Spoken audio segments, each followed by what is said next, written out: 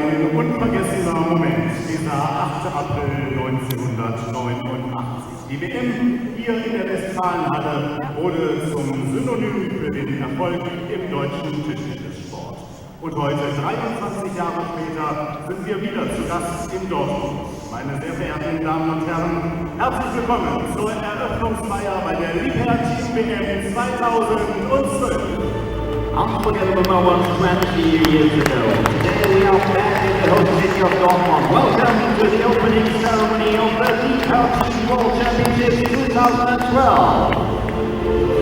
Bitte begrüßen Sie zur Eröffnungsfeier die NRW-Ministerin für Familie, Kinder, Jugend, Kultur und Sport.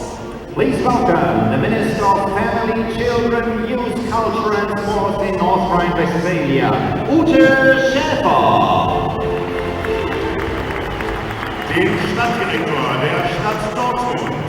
The Head of the Administration of the City of Dortmund, Jörg